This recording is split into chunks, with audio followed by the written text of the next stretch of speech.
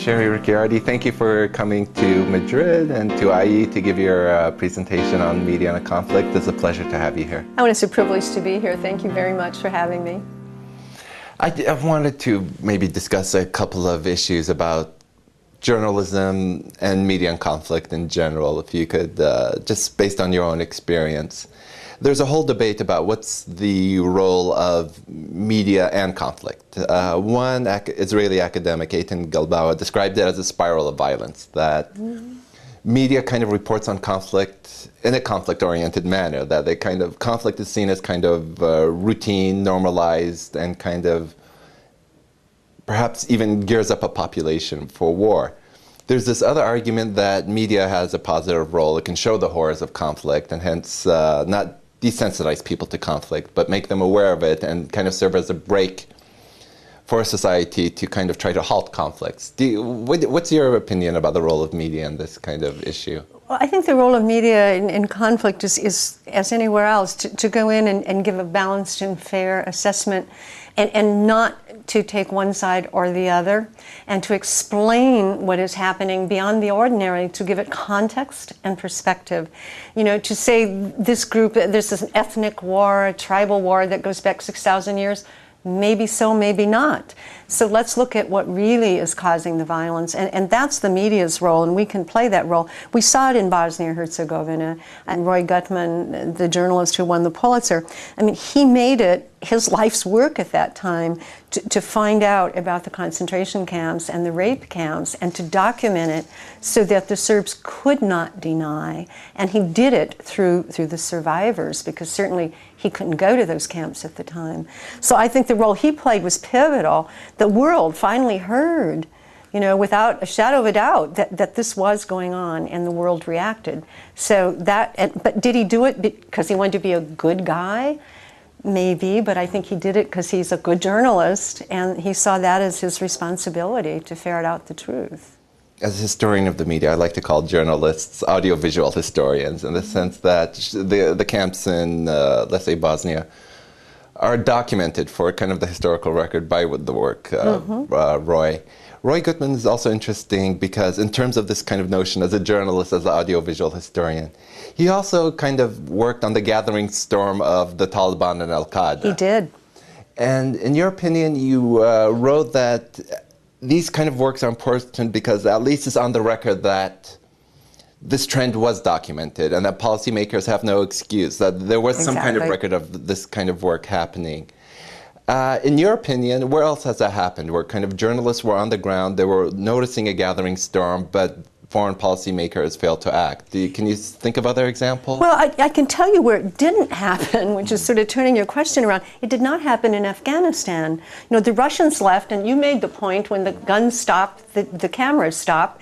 And so when the Russians left, the media left. And so this buildup of Al-Qaeda and bin Laden and the Taliban really wasn't covered, you know, adequately by the Western media. And Roy wrote a book about that. And I've written just the last issue of AJR about it. And he calls it one of the most shameful moments, you know, in the media's had in recent history.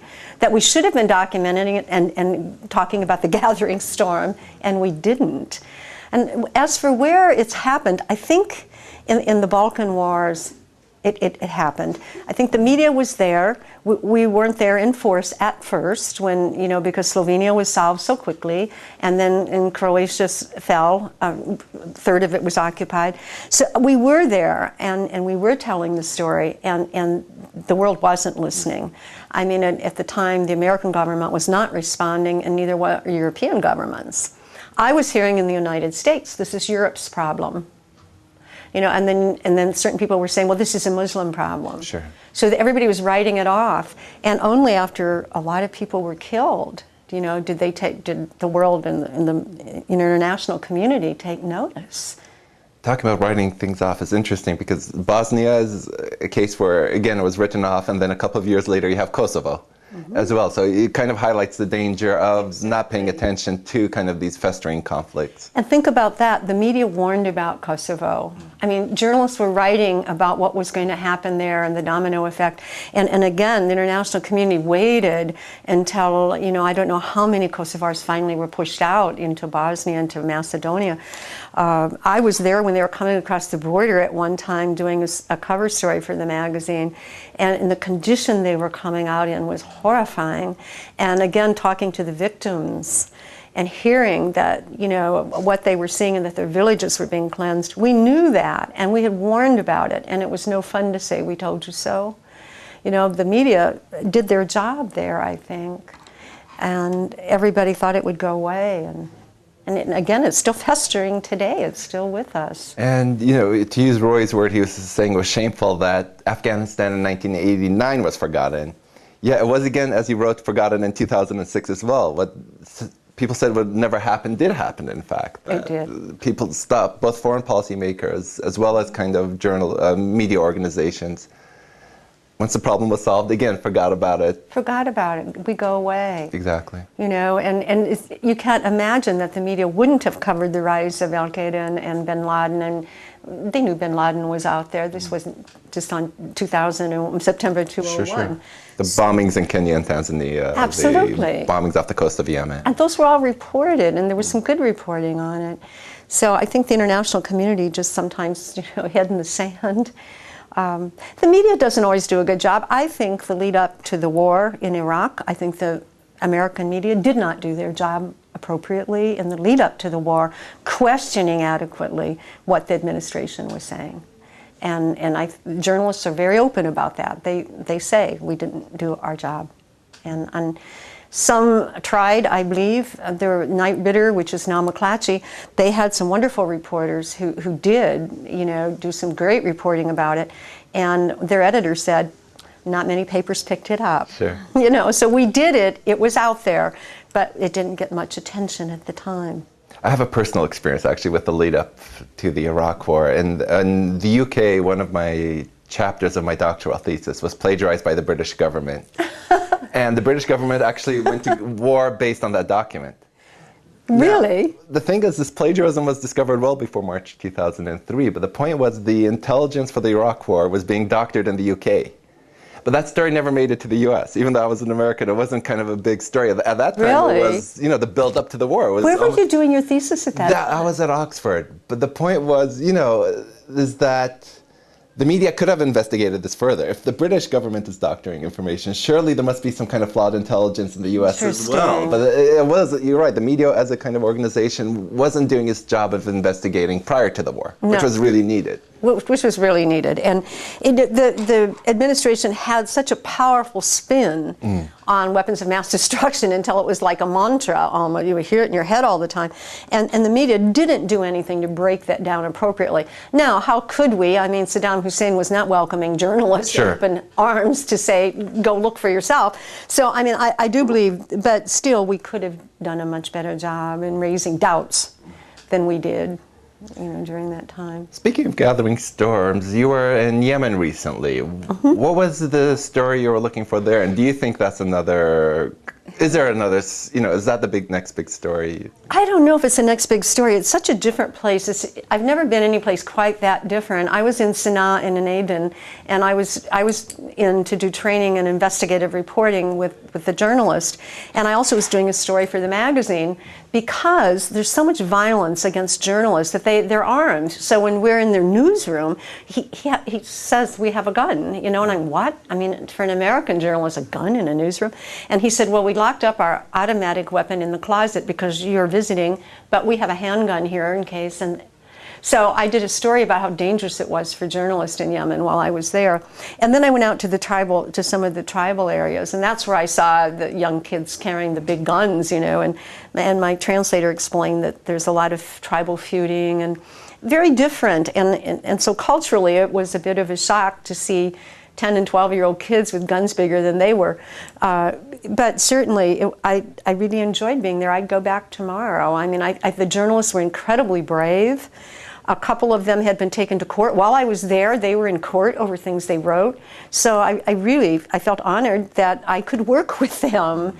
And they didn't have a tradition of skills-oriented journalism. The professors I met were almost all trained in former Soviet Union, heavy on research. Okay. So they were starving for somebody to come in and talk about, here's how we can really do this. You know, like just practicing interviewing techniques. And I worked with some of the Arab women. The female journalists were great. They were looking for their place. I mean, they want their place in Yemen, in Yemen's media, you know. So it was a very good experience. What you just mentioned in Yemen also brings up the fact that you're a practitioner and an educator. Mm-hmm.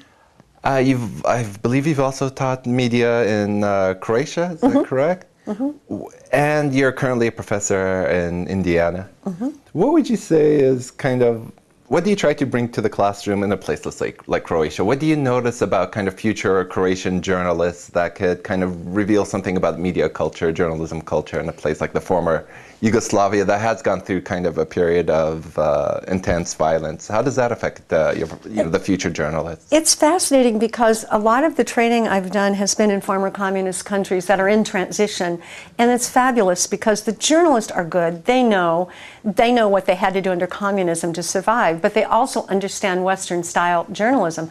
So they were hungry for it when we would come in to train with them, and we felt good. We felt like we were helping to train that next generation. The older journalists were not going to buy in as easily, but the younger journalists, and it's a wonderful feeling when I go back to Croatia, and I still do work there, when I go back and I see the names of my students from 8 years ago, 10 years ago, who are now editors and top reporters, and not because of me. I mean, their own professors did it, but we were a little part of it. You know, and so it's wonderful. It's probably what I'll be doing more of. I've done so much, but I don't get tired of it. Well, it's interesting because you mentioned the generational gap. Having taught in Indiana, do you notice kind of in this kind of new generation of journalists that there's a different culture about them, different expectation? What makes them different from, let's say, journalists who were studying in the 80s or 90s? But I was just talking to Pamela, the young woman from the Washington Post who works here in Madrid, and she was saying she sees it all the time, and so do I. It's the difference now between traditional newsrooms and .com newsrooms, and her point was that they want to be first no matter what, and the sacrifice of accuracy, credibility, truth, you know, and they say we can fix it. Well, we didn't grow up that way. We grew up with you get it right first, and if you don't have it, you don't run it. How you do. And Associated Press has a saying, Reuters gets it first, we get it right. You know, and I think that's sort of still there. So we see this difference in values. .com wants to be glitzy and get it out there and keep updating it and pull the audience in this way and keep checking all the time, what's the stock market doing, what's the war doing, you know. But for us, we're saying if you don't have the traditional values built into that, it's not real journalism. So that's where I see, you know, the younger generation, we're still having to really preach this gospel, and I'm not sure they're hearing it the way we heard it in the 70s, 80s, 90s. We'll see. I mean, this is all new. It's just bubbling up, and in a year or two, ask me that, and I could tell you more, you know, where it's going to go. So you've done a very valuable service for the literature. Oh, thank you. Your talk was very well received, and I'd like to thank you again for coming here. Oh, thank you very much. This was fun.